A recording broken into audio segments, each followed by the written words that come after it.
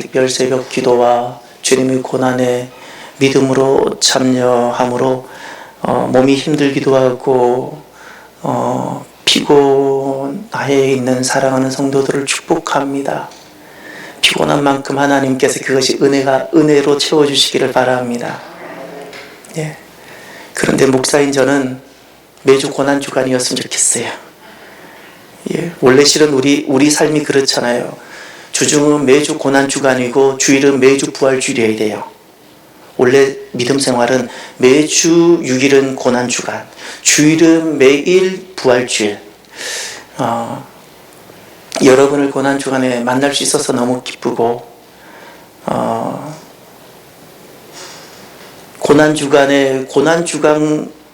늘 고난주간과 관련된 말씀을 전하다가 이번에 주님께서 다른 마음의 말씀을 좀 주셔서 이렇게 말씀을 전하는데, 말씀 앞에서 이렇게 버티고 있을 때 주님께서 주시는 그 말씀들이 제게도 너무 위로가 되고 감사해요. 여러분 고난주간 많이 힘드시죠?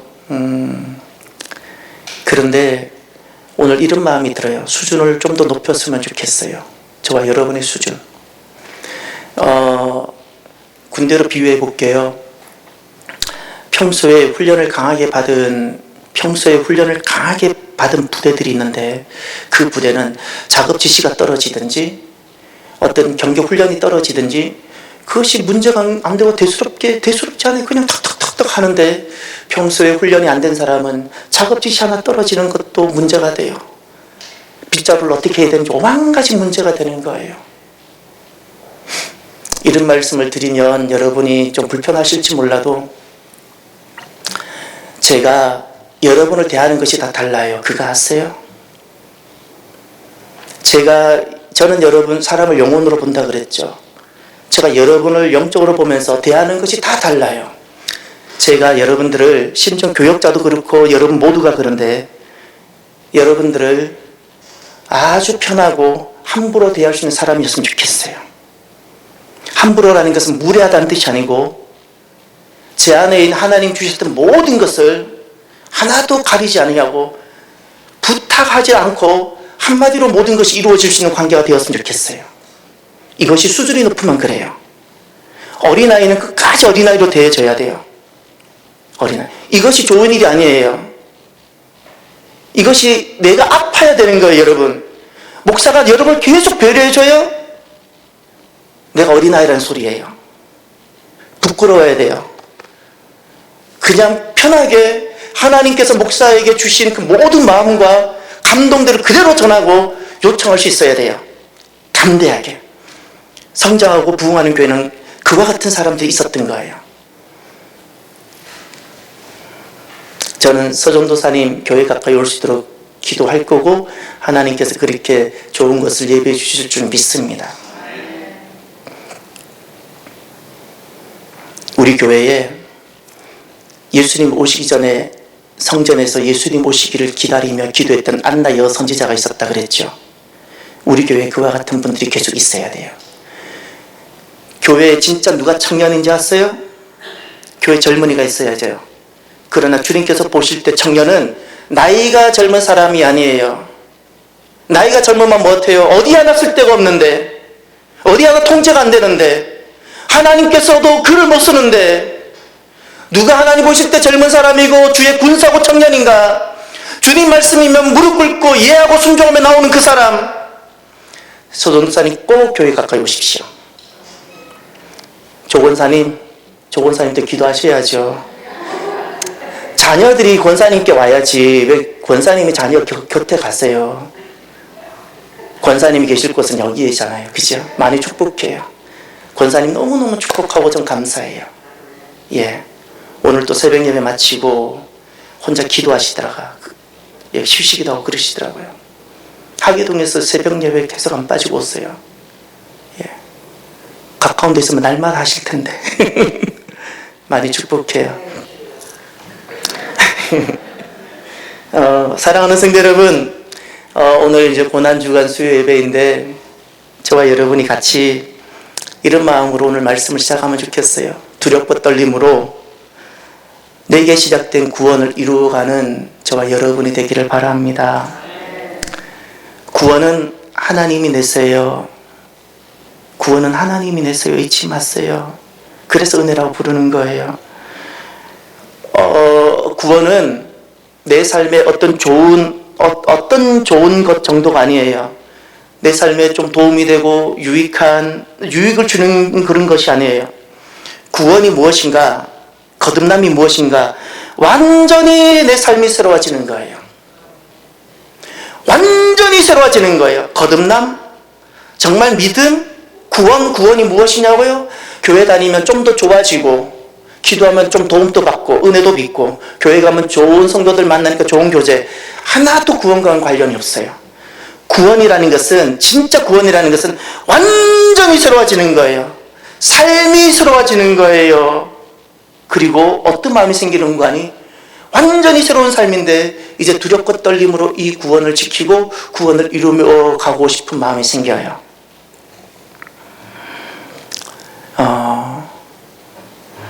구원의 삶은 주도권이 바뀌는데, 지난주 본문 말씀을 잠깐 보세요. 지난주 본문 말씀을 보셔야 오늘 본문을 이어져요. 오늘 본문을 갑자기 보면 뜬금없는 말씀처럼 들리는데, 지난주 12절 하반절을 보세요. 지난주 주제 말씀, 항상 복종하여 다음부터 곧까지 가로로 묶으라 그랬죠. 그 다음 말씀이에요. 두렵고 떨림으로 너희 구원을 이루라 그랬죠. 이것이 지난주 주님께서 우리 공동체에 주셨던 말씀이에요. 이루어야 될 구원이 있어요. 예. 그런데 그 다음을 보세요. 구원의 삶이 무엇인가?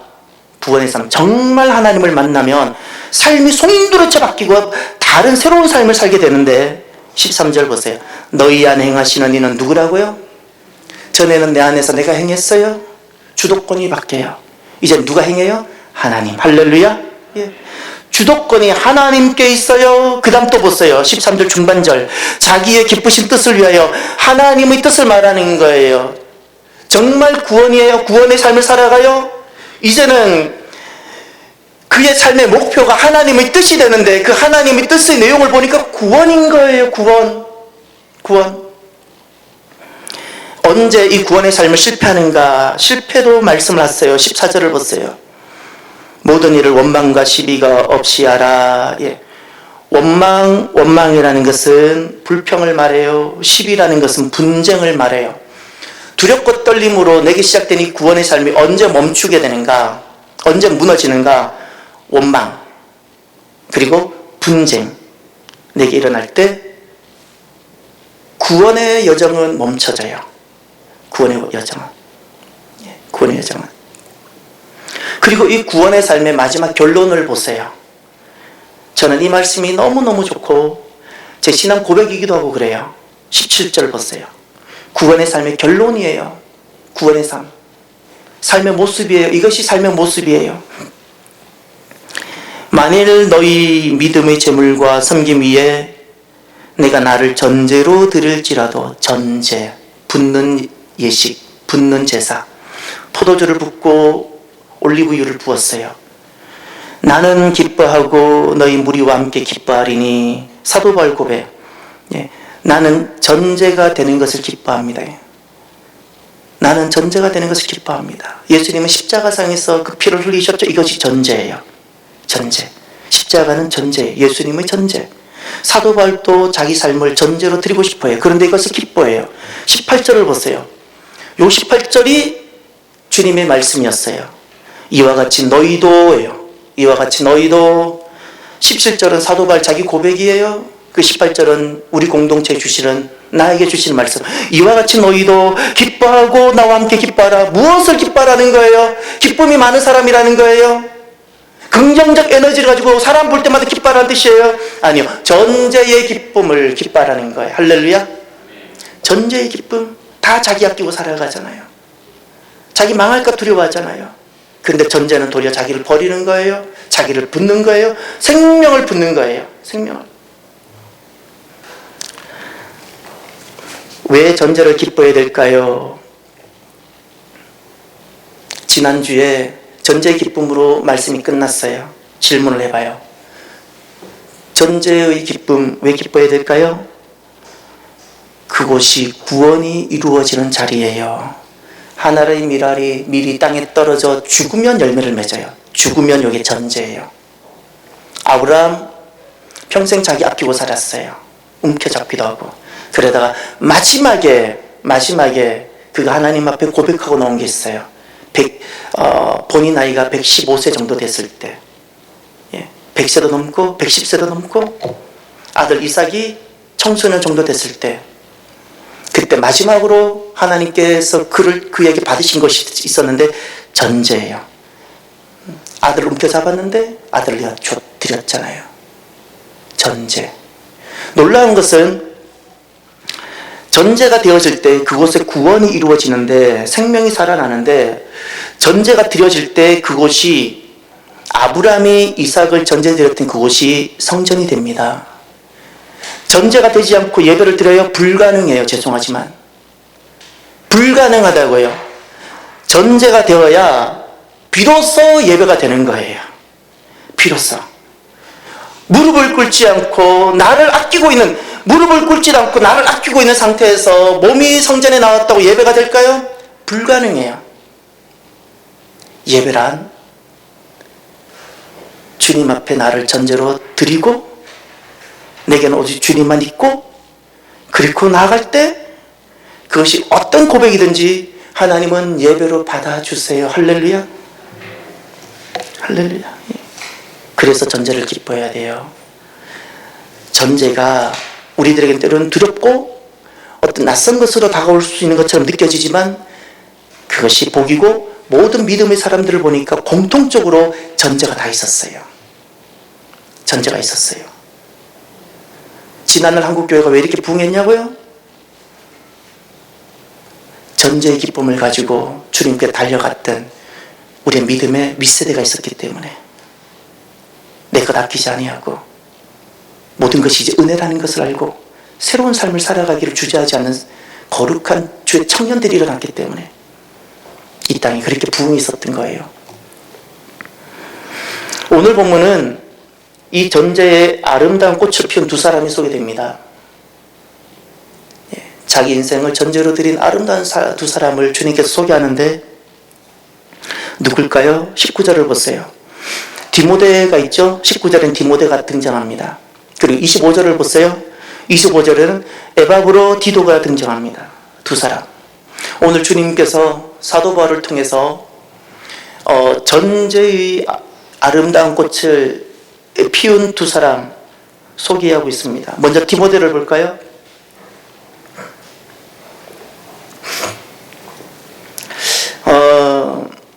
디모데는 자신의 삶을 이제 우리가 보게 될 이 말씀에 자기의 삶을 다 부었어요. 다 부었어요. 자, 디모데는 어떤 곳에 자기 삶을, 자기 피를, 생명을 부었는가를 보십시오. 19절. 내가 디모데를 속히 너희에게 보내기를 주 안에서 바람은 너희의 사정을 알므로 안위를 받으려 함이니. 아멘. 안위라고 되어져 있죠. 디모데는 사도 바울에게 안위를 주는 자예요. 안위라는 것은 위로와, 안위라는 것은 용기예요. 격려예요. 다른 말로 말하면 디모데는 안위를 주는 자인데 살리는 사람이라는 거예요. 살리는 말을 하는 사람. 사람들이 살아나는 거예요. 디모데만 가면 살아나는 거예요. 디모데만 가면 위로를 받는 거예요. 그 반대는 정죄예요.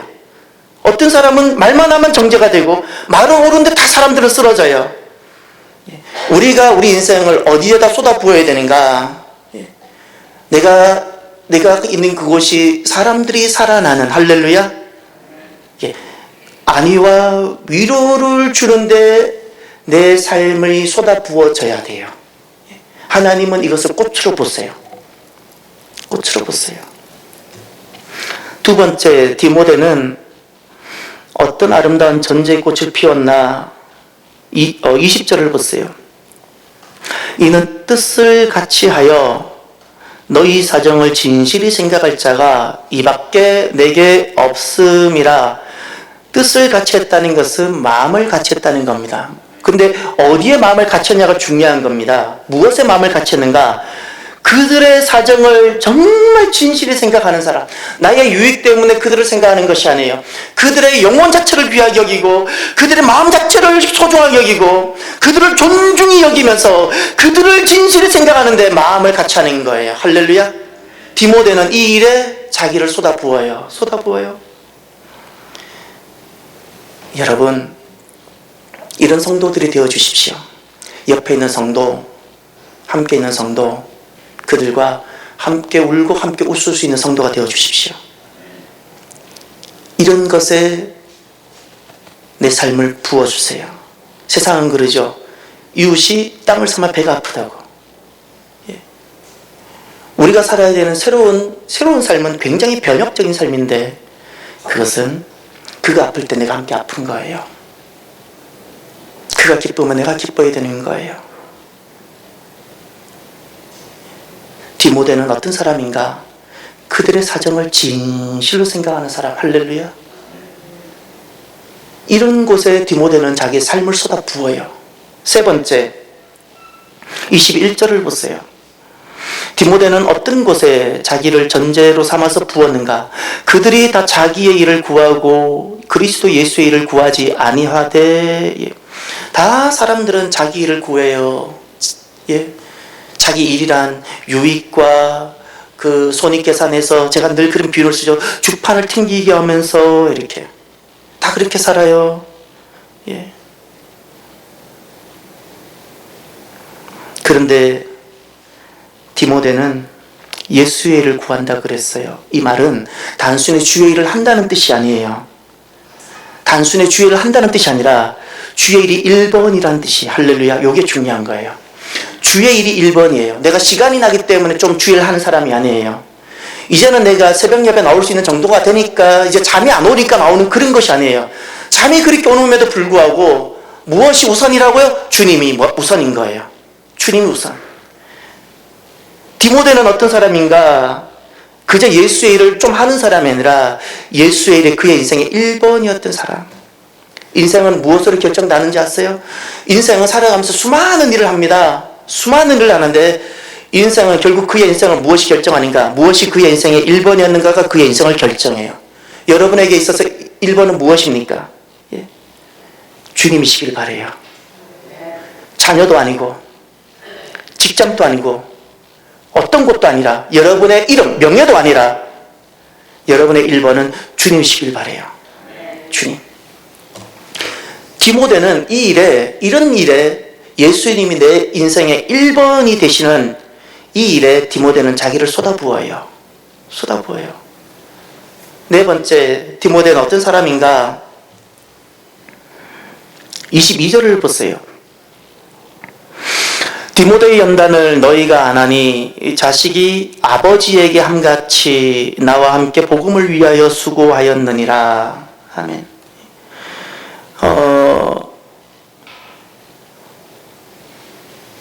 나와 함께 복음을 위하여 수고했다 그랬죠. 그런데 비유가 하나 등장해요. 이 비유를 풀어보세요. 자식이 아버지에게 함같이라는 것은 어떤 의미일까요? 자, 자녀가 부모에게 효를 할 수도 있고 자녀가 부모를 섬기지요. 그럼 자녀가 부모를 섬기는 것 같이 했을 때는 어떤 의미이죠? 어떤 의미일까요?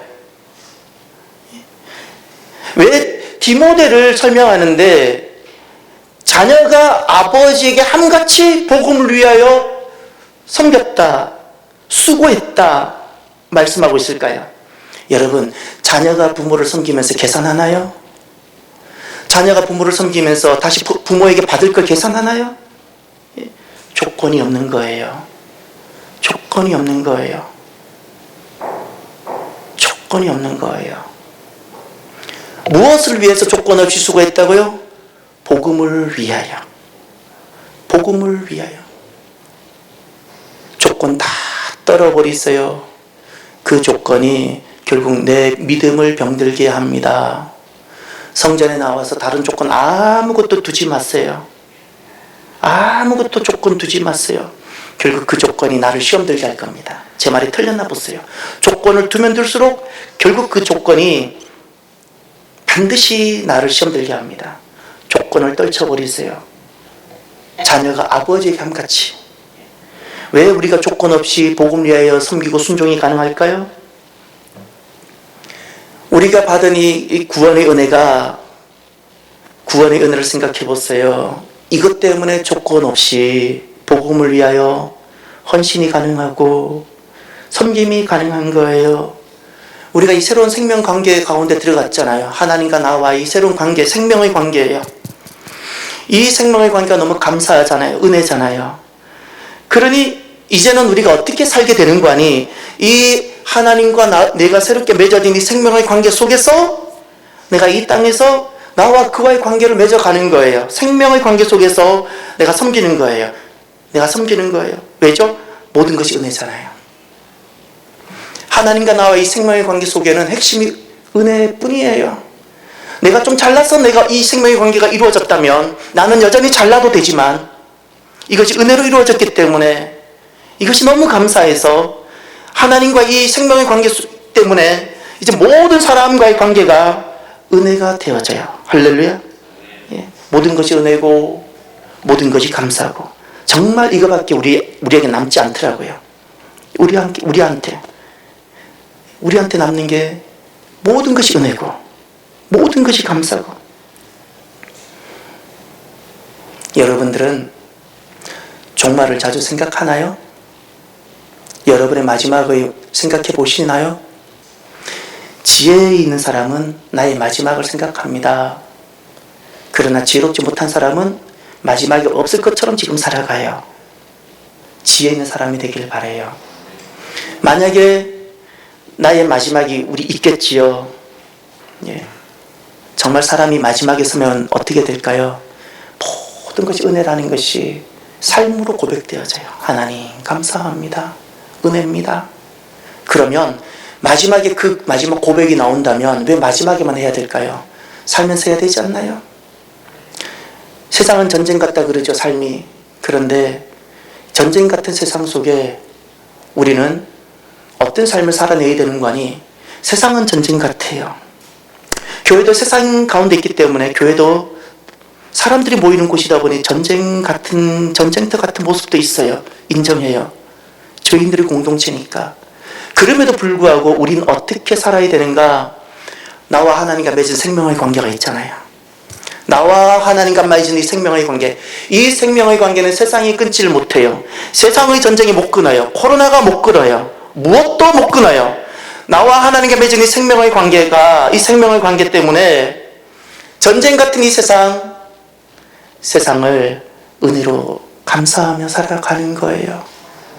디모데가 이렇게 사는 거예요. 디모데가 이런 삶에 자기를 쏟아부어요. 아낌없이 쏟아부어요. 그리고 주님은 인정하세요. 그래, 너의 삶에는 전쟁의 꽃이 피었구나. 인생의 아름다운 꽃이 피었다.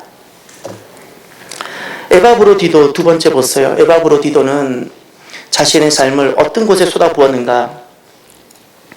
25절에 보면, 그러나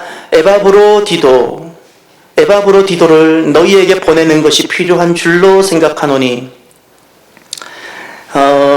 그는 나의 형제요 함께 수고하고 함께 군사된 자요 너희 사자로 내가 내게 쓸 것을 돕는 자라. 아멘. 지금 에바브로디도를 설명하는 말이 많아요. 형제, 수고하는 자, 군사된 자, 그리고 돕는 자. 가장 중심을 하나님께서 성경을 기록하게 하실 때 쓰는 단어들이 있는데 그 단어를 자세히 보세요. 군사란 단어를 쓰셨죠? 군사. 여러분, 그 관계가 어떤 관계가 가장 이렇게 깊은 관계가 될까요? 초등학교 친구 사이 어느 정도일까요? 직장에서 만난 사람들, 일하면서 생긴 어떤 관계 속에서 맺어지는 우정 어느 정도일까요? 만약에 전쟁이라는 상황 가운데 맺어진 우정이 있다면 어떨까요? 지금 군사라는 단어를 썼죠. 군사예요.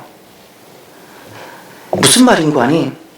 군사는 살고 죽는 것을 함께하는 사람이에요. 전우라는 거예요. 전우. 지금 에바브로디도는 하나님이 보실 때 어떤 사람인가? 다 사람들은 다 살려고만 해요. 나 살려고, 나 살려고, 나 살려고. 그런데 군사라는 것은 죽음을 전제하고 있는 사람이에요. 살고 죽는 것을 함께하는 사람이에요. 에바브로디도는 누구인가? 살고 죽는 것을 함께하는 사람. 다 자기 살려고 양다리 걸치고 살려고 다 살아가는데, 에바브로디도는 자기의 삶을 어디다 쏟아붓는가? 살고 죽는 것을 함께하는 데 쏟아부어요. 거기 돕는 자라는 표현이 나오죠. 25절에. 왜 돕는 자가 될 수 있을까요? 예? 살고 죽는 것을 함께하니까. 예, 함께하니까. 살고 죽는 것을 함께하니까. 공동체란 여러분, 누가 진짜 하나님의 가족일까요? 교회는 수많은 사람들이 왔다 갔다 하는데, 진짜 하나님의 가족은 살고 죽는 것을 함께하는 영적 전우들. 그래서 제가 주의 용사라는 표현을 자꾸 쓰죠. 주의 용사들이 가족입니다. 가족입니다. 예. 두 번째, 에바브로디도는 어떤 사람일까? 살고 죽는 것을 함께하는 그런 전우였어요. 영적 전우. 두 번째, 26절, 27절을 보세요. 에바브로의 특별한 상황이 여기 나옵니다. 그가 너희 무리를 간절히 사모하고 자기 병든 것을 너희가 들은 줄을 알고 심히 근심한지라. 병들었어요.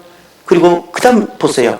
그가 병들어 어떻게 되었다고요? 죽게 되었어요.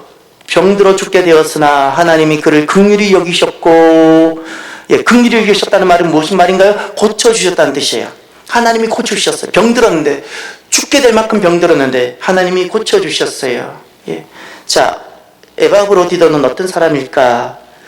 그는 주의 일 하다가, 여러분 이 병은 주의 일 하다 생긴 거예요.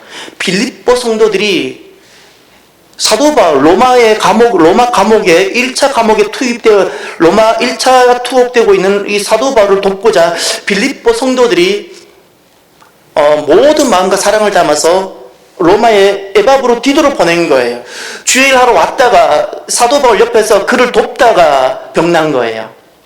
지금 에바브로디도는 어떤 사람인가? 두 번째, 주의 일 하다가 병도 나고 고침도 받은 사람.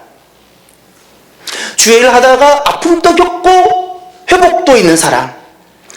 사랑하는 성도 여러분, 주의 일 하다가 생기는 아픔을 두려워하지 마십시오. 목사가 교회를 섬기다가, 맡긴 교회를 섬기다가 아픈 일이 있지 않으려고 아픈 것을 두려워한다면 그런 결국 목표를 못 해낼 거예요. 아픔도 있을 수 있어요. 좋아라는 뜻은 아니에요. 그러나 무엇이 있어요? 하나님의 긍휼하심. 할렐루야. 하나님 은혜가 있어요. 주의 일, 내 몸 아플까봐, 내 쓰러질까봐 만용은 해서는 안 돼요. 제가 만용하라는 것은 결코 아니에요. 그러나 두려워서도 안 된다는 거예요. 두려워하지 마시라고요. 여러분 마음속에 이 신앙 고백이 있었으면 좋겠어요. 하나님께서 내게 사명을 주신 한 하나님께서 내 생명을 지키시고 보호하신다. 할렐루야. 이 신앙 고백이 여러분 심장 속에 새겨지길 바라요. 심장은 하나님 지키시는 거예요. 의사가 못 지켜요. 어느 의사가 심장을 지켜요? 지킬 수 있는 의사 있으면 나와보라 그러세요. 내 심장은 처음부터 하나님이 뛰게 하셨고, 어머니 태 속에서 내 심장을 뛰게 하신 분이 어머니도 아니고 하나님 있어요. 이 심장을 끝까지 지키시는 분도 하나님 있어요. 무슨 죄가 생기든지 어떤 일이 생길 때 어디로 돌아가야 되는 거 아니?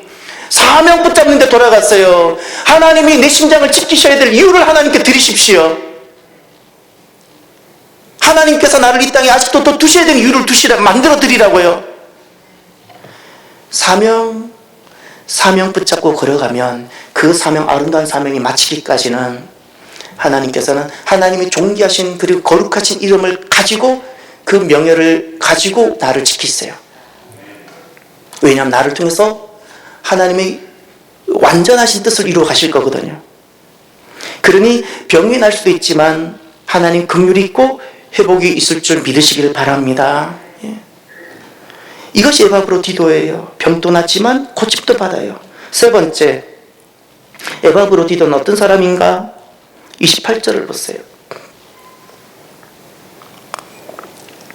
에바브로디도는 이런 곳에 자기를 쏟아부어요. 그러므로 내가 더욱 급히 그를 보낸 것은 너희로 그를 다시 보고 기뻐하게 하며 내 근심도 덜려 함이니라. 아멘. 근심이란 단어가 있죠.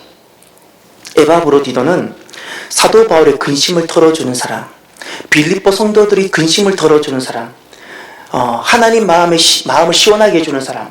에바브로디도는 어떤 사람인가? 근심을 더는 사람. 할렐루야. 근심을 더는 사람이에요. 세상은 온통 눈물이고 근심이 가득하잖아요. 근데 그만 가면 일이 풀어져요. 그만 가면 그냥 화해가 이루어지는 거예요. 누가? 에바브로디도가. 에바브로디도는 어디에 자기를 쏟아부었어요? 근심을 더는데. 이 표현은 좀 맞진 않지만 하나님 근심을 덜고, 사도 바울이 근심을 덜고, 빌립보 교회 공동체 근심을 덜고, 여러분의 기도가, 새벽마다 저녁마다 하는 기도가, 하나님, 이 땅에 하나님의 근심을 더는 종이 되게 해달라고, 교회의 근심을 더는 종이 되게 해달라고, 이렇게 기도하십시오. 이런 것에 나를 쏟아 부으십시오. 나를 쏟아 부으십시오. 근심을 더는 자예요. 근심을 더하는 자. 어린아이는 근심을 주는 자예요. 그런 영적으로 성숙하면 근심을 덜게 되고 근심을 해결하고. 마지막 네 번째, 에바브로디도는 어떤 사람인가? 30절을 보세요.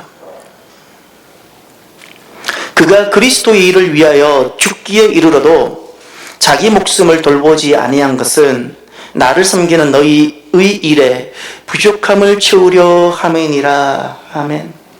거기 그리스도의 일을 위하여 그랬죠. 이것은 단순히 어떤 눈에 보이는 이런저런 일이라기보다도 구원이라 딱 바꿔놓으세요. 구원을 위해서예요. 하나님의 목적이 그거예요. 구원을 위해서. 여러분 교회에서 빗자루 하나 들었다고 주의 일이라 함부로 말하지 마세요. 내가 구원을 위해서 빗자루를 들었으면 주의 일이에요. 주의 일이에요. 구원과 관련 없어요? 그냥 내 일이에요. 하나님은 모든 것이 구원을 향하고 있다는 사실을 기억하십시오. 그러면 구원을 위해서 자기 목숨을 돌보지 아니했죠. 왜 자기 목숨을 돌보지 아니했죠? 무엇을 위해서? 그 다음 말씀을 잘 보세요. 그 다음 말씀이 꼬이면 안 돼요. 나를 섬기는 너희의 일이에요. 이 너희가 누구예요? 빌립보 공동체. 나를 섬기는 너희의 일에 부족함이 있는데 이 에바브로디도는 그 부족함을 본인이 말없이 채우는 사람. 어떻게? 자기 목숨을 돌보지 아니하면서. 이제 에바브로디도는 어떤 사람인지 이제 보여지나요? 에바브로디도는 어떤 곳에 자기를 쏟아부었는가니 자기를 돌보지 아니하고 공동체의 부족한 부분을 채우는 사람이에요. 마땅히 채워졌어야 되는데 항상 모든 공동체는 결여가 있고 결핍이 있기 때문에, 그런데 그 부분을 말없이 그 부족함을 채우는데 자기를 돌보지 않고 채워요. 이 일에 에바브로디도는 자기를 쏟아부어요. 그래서 하나님은 그를 전제의 아름다운 꽃, 인생 내일이면 우리가 다 모든 것 내려놓고 주님 앞으로 가야 되는데 수많은 인생 꽃도 안 피우고 못 피우고 다 떠나가는데 에바브로디도는 아름다운 꽃을 피우는 인생이 되게 해주십니다. 여러분 오늘 교회 올 때 보셨어요? 참 좋지 않나요? 저는 항상 이맘때쯤 되면 이 아파트를 많이 축복해요. 우리 교회를 아름답게 해줘서. 벚꽃 너무 예쁘잖아요. 그죠? 예. 여러분, 벚꽃 보고 예뻐할 것이 아니라 내 인생에 꽃이 피고 있는가를 보세요. 차라리 벚꽃은 안 피어도 되는데 내 인생에 꽃은 피어야 돼요. 내일이면 내가 주님을 가야 되는데 이 꽃은 언제까지나 피울 수 있는 게 아니에요. 주님 가기 전에 내가 피워내야 될 꽃이에요. 디모데는 자기가 전제가 되고 에바브로디도 자기 전제됨을 기뻐하며 그는 꽃을 피워내는 그런 삶을 살아갑니다.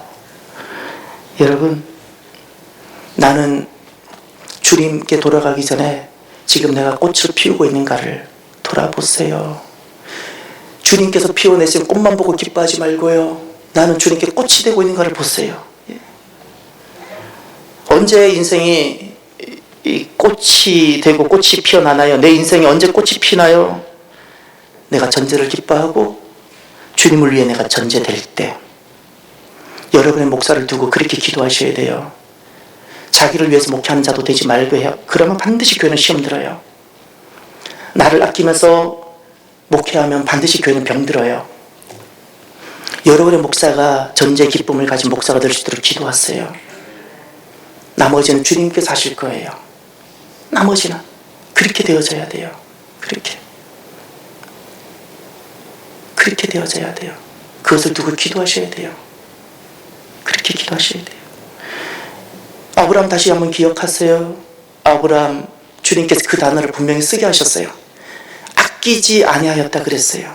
아꼈으면 전제가 못됐어요. 그의 인생 나이 110세가 넘었는데 그제서야 그가 마지막에 손을 놔요. 자기를 삶을 다 주님께 드려요. 혹시 여러분 아직도 내가 이것저것 붙잡고 있어요? 전제 못 돼요. 전제 못 되면 예배 못 돼요. 내가 이것저것 붙잡고 내 인생에 내가 주인인데 무슨 내가 예배를 드려요? 예배 안 돼요. 죄송하지만. 예배인 척 하는 거지. 그래서 주님은 그렇게 말씀했어요.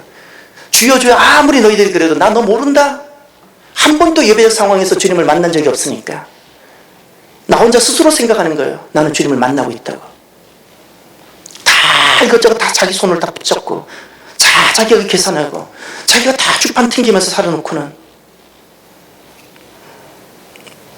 전제가 되는 그 자리가 성전이 되고 전제가 되는 그 자리에 비로소 예배가 가능하고 전제가 될 때 비로소 인생은 꽃을 하나님께서 기뻐 받으시는 꽃이 되는 거예요.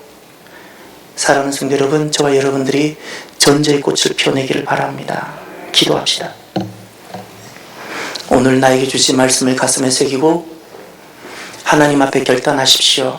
지난날 에바브로디도가 전제의 아름다운 꽃을 피워냈다면 오늘 저와 여러분들이 그 자리에 이름이 있기를 바랍니다. 함께 기도합니다.